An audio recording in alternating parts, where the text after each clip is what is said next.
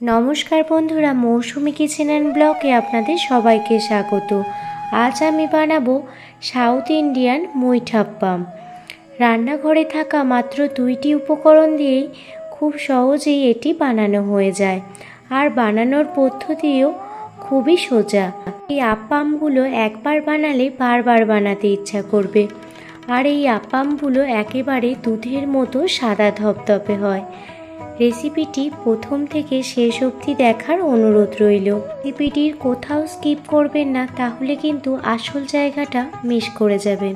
চলুন বন্ধুরা, দেখে নিন আজকের রেসিপিটি।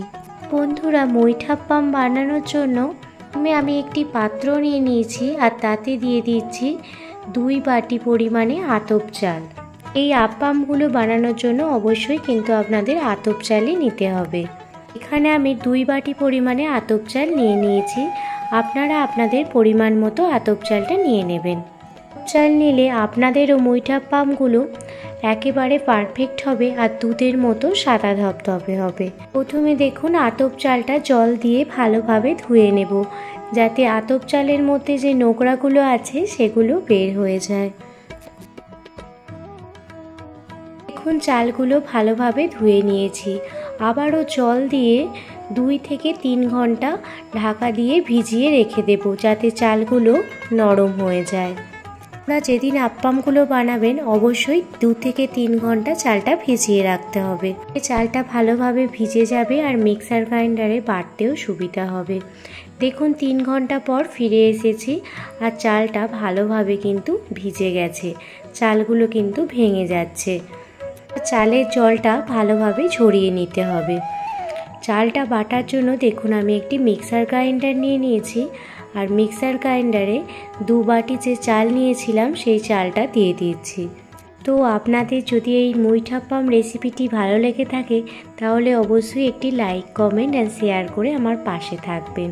2 বাটি ভেজানো আতপ চাল দিয়ে দেওয়ার পর দিয়ে দিচ্ছি 1 বাটি ভাত।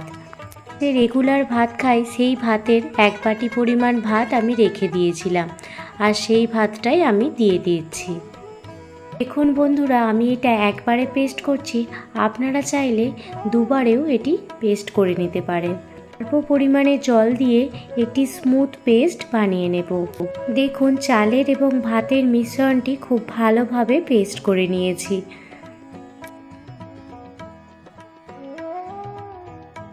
চাল এবং ভাত একেবারে পেস্ট করে নিয়ে নেওয়ার পর ওই মিক্সি ধুয়েই সামান্য পরিমাণে জল দিয়ে দিলাম, আর দেখুন হ্যান্ড মিক্সারের সাহায্যে ভালোভাবে মিক্স করে নিচ্ছি। আপনাদের ব্যাটারের ঘনত্বটা অবশ্যই দেখিয়ে দেব কেমন থাকবে। এই বেশি পরিমাণ জল দেবেন না, তাহলে কিন্তু ব্যাটারটি পাতলা হয়ে যাবে। দিয়ে দিচ্ছি স্বাদ মতো 1 কাপ চিনির গুঁড়ো। চিনিটা মিক্সার গ্রাইন্ডারে গ্রাইন্ড করে গুঁড়ো করে নিয়েছি। চিনি গুঁড়ো করার ফলে খুব সহজেই ব্যাটারটিতে মিশে যাবে, আর চিনি দেওয়ার পর ব্যাটারটি অনেকটাই কিন্তু পাতলা হয়ে যাবে। চিনি গুঁড়ো দিয়ে দেওয়ার পর হ্যান্ড মিক্সিংয়ের সাহায্যে আবারও ভালোভাবে মিক্স করে নেব। মিষ্টিটা অবশ্যই আপনাদের স্বাদ মতো কমিয়ে বাড়িয়ে নিতেই পারেন। ভালোভাবে মিশিয়ে নেওয়ার পর দিয়ে দেব স্বাদ মতো লবণ। লবণটাও ভালোভাবে মিশ্রণটিতে মিশিয়ে নেব। আপনাদের এইভাবে গাঢ় ঘনত্বের ব্যাটার তৈরি করে নিতে হবে। দেখুন, আমি একটি হাতা দিয়ে আপনাদের দেখাচ্ছি যে ঘনত্বটা কতটা থাকবে, আর দেখুন হাতার পেছনে আমি আঙুল দিয়েও দেখিয়ে দিচ্ছি। দেখতেই পাচ্ছেন ব্যাটারটি কতটা মোটা আছে। অন্যদিকে দেখুন, কড়াইতে সাদা তেল দিয়ে দিলাম। সাদা তেল গরম হয়ে গেলে 1 হাতা ব্যাটার দিয়ে দিচ্ছি। গ্যাসের ফ্লেমটা অবশ্যই মিডিয়াম টু লো করে রাখবেন। হাই ফ্লেমে একদমই এটি করতে যাবেন না, তাহলে কিন্তু আপ্পামগুলো লাল হয়ে যাবে। বা ছান্তা দিয়ে ধীরে ধীরে এইভাবে সাদা তেল আপ্পামের ওপর দিয়ে দিতে হবে, আর তারপরে দেখবেন আপ্পামগুলো কি সুন্দর বলের মতো হয়ে ফুলে উঠেছে। এর একদিকটা হয়ে গেলে আপ্পামটা উল্টে দিচ্ছি, আর অপর পিঠটাও এইভাবে মিডিয়াম টু লো আঁচে ভেজে নেব। দেখুন, প্রথম আপ্পামটি ভাজা হয়ে গেছে। একে একে বাকি আপ্পামগুলো ভেজে নেব। আপ্পামগুলো আপনারা লোহার কড়াই বা ননস্টিকের কড়াই নেওয়ার চেষ্টা করবেন, তাহলে দেখবেন আপ্পামগুলো খুব সুন্দরভাবে তৈরি হয়ে যাচ্ছে। আপনাদের কড়াইটা বড় হলে আপনারা 2-3টে একই সঙ্গে বানিয়ে নিতে পারেন। গুলো উল্টে পাল্টে এইভাবে ভেজে নিলেই দেখবেন বলের মতো ফুলে যাচ্ছে, আর আপনারা দেখতেই পাচ্ছেন কেমন বল হয়ে ফুলে যাচ্ছে। আপনারা দেখতেই পাচ্ছেন আপ্পামগুলো কত সুন্দর সাদা ধপধপে তৈরি হচ্ছে। মিডিয়াম টু লো ফ্লেমে আপ্পামগুলো ভালোভাবে ভেজে নিতে হবে। আর আপনারা দেখতেই পাচ্ছেন আপ্পামগুলো কেমন ফুলে বলের মতো হয়ে গেছে। আপনারাও বাড়িতে এইভাবে আপ্পামগুলো বানালে আপনাদের আপ্পামগুলো এইরকম দুধের মতো সাদা ধপধপে হবে আর বলের মতো ফুলে উঠবে। একে একে সব আপ্পামগুলোই আমি ভেজে নেব। আপনারা এই মৈঠা পামগুলো মাংস কিংবা আলুর দম কিংবা সসের সাথেও নাস্তা হিসাবে পরিবেশন করতে পারেন। ছোট থেকে বড় সবাই দেখবেন খুব পছন্দ করবে। এরপরে একই সাথে আমি 2টো আপ্পাম দিয়ে দেব, সেই জন্য দেখুন একটা আপ্পাম কিছুটা ভাজা হয়ে গেলে তার পাশে 1 হাতা ব্যাটার দিয়ে দিলাম। এভাবে 2 থেকে 3টে আপ্পাম আপনারা একসাথে ভেজে নিতে পারবেন। আপনারা দেখতেই পাচ্ছেন প্রত্যেকটা আপ্পাম বলের মতো হয়ে ফুলে যাচ্ছে আর দুধের মতো সাদা ধপধপে হয়েছে।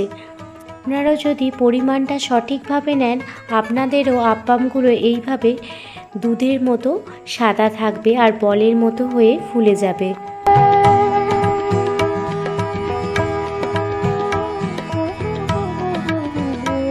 আপ্পামগুলো দেখতেই পাচ্ছেন বলের মতো হয়ে ফুলে গেছে।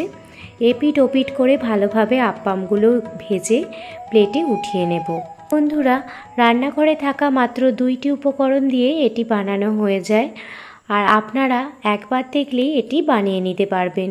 আপনারা চাইলে এতে শুকনো নারকেলের গুঁড়ো বা গুঁড়ো দুধ দিয়েও বানিয়ে নিতে পারেন, এতে টেস্ট আরও ভালো হবে।